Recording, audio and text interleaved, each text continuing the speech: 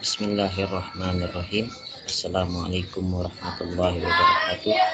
Perkenalkan, nama saya Syarif Haikal Al-Fadri dengan NIM 20203132. Izin menyampaikan hasil presentasi saya untuk pertemuan 1 yang berjudul Organisasi dan Arsitektur Komputer. Pengenalan organisasi dan arsitektur komputer dibagi menjadi dua komponen, yaitu arsitektur komputer dan organisasi komputer. Arsitektur komputer adalah konsep perencanaan dan struktur pengoperasian dasar suatu sistem komputer.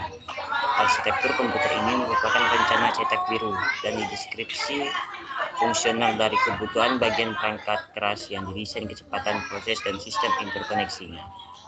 Organisasi komputer. Organisasi komputer adalah bagian yang terkait erat dengan unit-unit operasional dan interkoneksi antar komponen penyusun sistem komputer dalam merealisasikan aspek arsitekturnya. Komputer dibagi tiga pengertian. Yang pertama, kata komputer berasal dari bahasa Latin yaitu computare yang artinya menghitung. Dalam bahasa Inggris disebut to compute. Definisi komputer: sekumpulan alat elektronik yang saling bekerja sama dapat menerima data input, mengelola data proses, dan memberikan informasi output, serta terkoordinasi di bawah kontrol program yang tersimpan di memorinya. Semua komputer memiliki 4 fungsi. Yang pertama, pengolahan data. Yang kedua, penyimpanan data. Dan yang ketiga, pemindahan data. Dan yang keempat, kendali. Fungsi dan arsitektur komputer dibagi menjadi 8 komponen. Yang pertama, input device atau alat masukan. Input device adalah perangkat keras komputer yang berfungsi sebagai alat untuk memasukkan data atau perintah dalam komputer. Contohnya keyboard. Output device atau alat keluaran.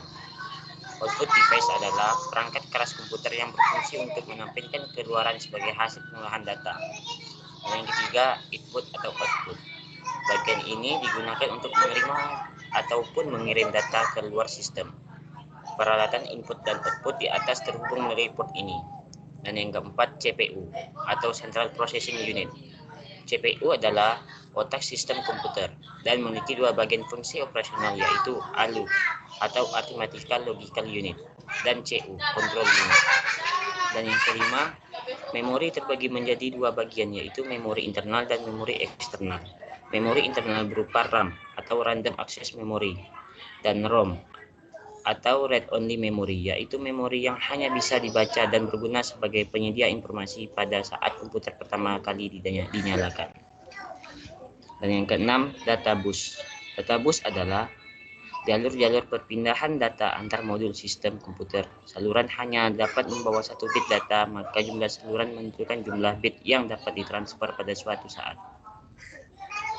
Dan yang ketujuh, address bus. Address bus digunakan untuk menandakan lokasi sumber ataupun tujuan pada proses transfer data. Pada jalur ini, CPU akan mengirimkan alat memori yang akan ditulis atau dibaca. Dan yang kedelapan, control bus. Control bus digunakan untuk mengontrol pengguna serta akses data bus address.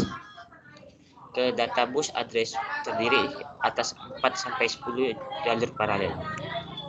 Evolusi komputer. Berikut contoh evolusi komputer dari generasi pertama sampai ke-5.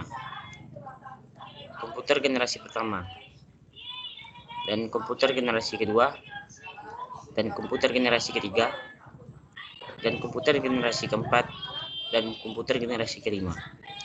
Sekian, terima kasih atas presentasi saya untuk pertemuan 1. Wassalamualaikum warahmatullahi wabarakatuh.